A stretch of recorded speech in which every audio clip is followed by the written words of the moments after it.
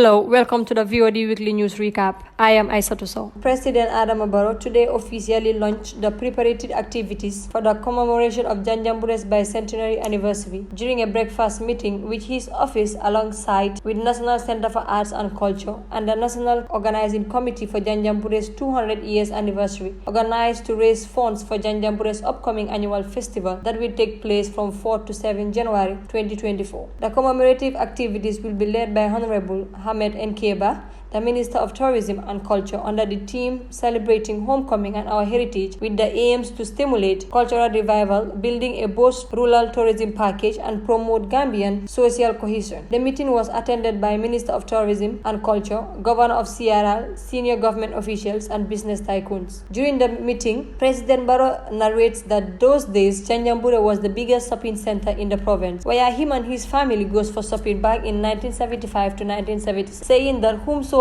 visits Janjanbure now, we really know that there was something happening in the settlement. President Barrow states that as a nation, it's important to pay attention and reflect on the past in relation to the present in order to determine how far it has come, learn lessons, draw conclusions, enrich our experience, and draw inspirations, and prepare for a better future, as it's the essence of historical data.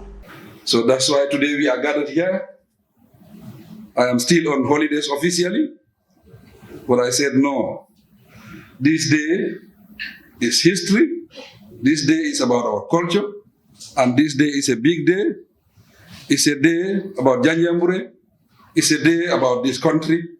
It's a day about tourism, and these days are bigger than my holidays.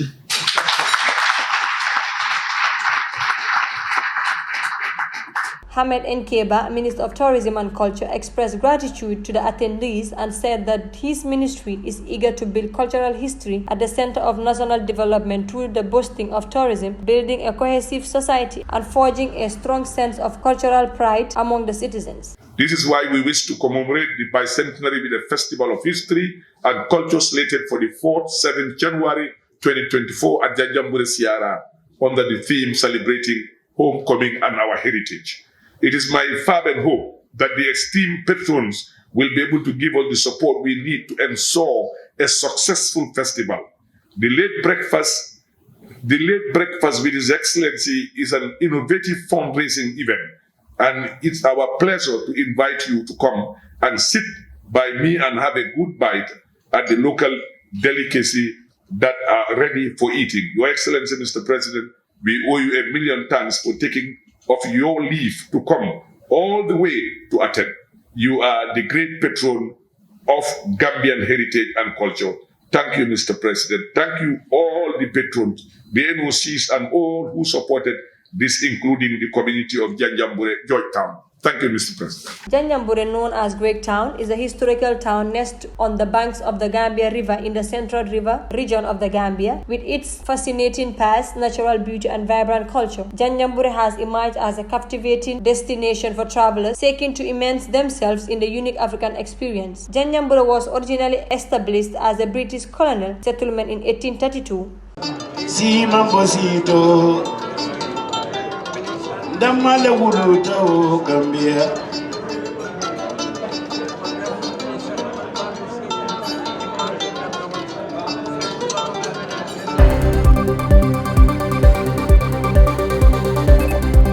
Justice Basiru Mahoney of the High Court sentenced Sana Fadera to 12 years imprisonment for attempting to overthrow the government of the Gambia through unlawful means, whilst the other 3 were discharged. Justice Mahoney judged that the evidence presented demonstrated that Sana Fadera had prepared and attempted to overthrow the government of the Gambia through unlawful means. During the plea of mitigation before the judge was delivered, defense counsel L.S. Camara suggested on behalf of Sana Fadera that the court not impose the death penalty due to factors such as Sana Fadera being a first-time offender, his youthful age, his profession as a lab scientist, and his service in the army for 12 years. On the other hand, State Counsel A.M. Yusuf appreciated the verdict delivered by Justice Mahoney, but was quick to inform the court of their intention to appear against the accused and discharge of the second third, fourth, and fifth accused individuals. On the other hand, State Counsel A.M. Yusuf appreciated the verdict delivered by Justice Mahoney, but was quick to inform the judge their intention to appeal against the acquittal and discharge of second, third, and fifth accused individuals. The state also requests the court to order the remand of the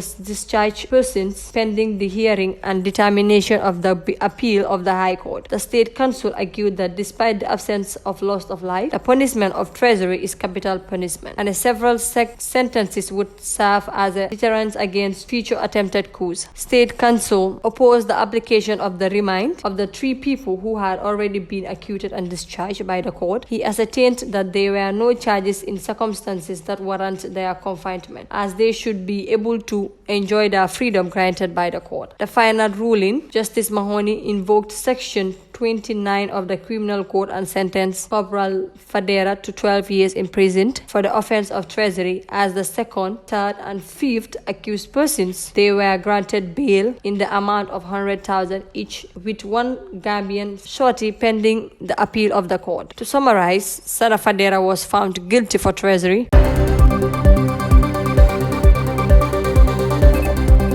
The National Assembly of the Gambia passed the Victims Reparation Bill 2023 on Wednesday after an intense debate among members. The bill, which was tabled by Attorney General and Minister of Justice, Honorable Dada E. Jallow, during the first extraordinary session in the 2023 legislative year, aims to establish a fund for compensating victims of human rights abuses and violations that occurred between July 1994 and January 2017. The bill successfully passed through the 3 stages of the National Assembly after a vigorous debate among its members regarding the bill's urgency. Attorney General and Minister of Justice, Dada A. Jallow, presented the bill to the lawmakers, outlining its objective and rationale. The primary goal of the bill is to establish a reparation commission responsible for reviewing reparations provided by the TRRC, making necessary adjustments, identifying new victims not variously recognized by the TRRC, maintaining an updated victim database,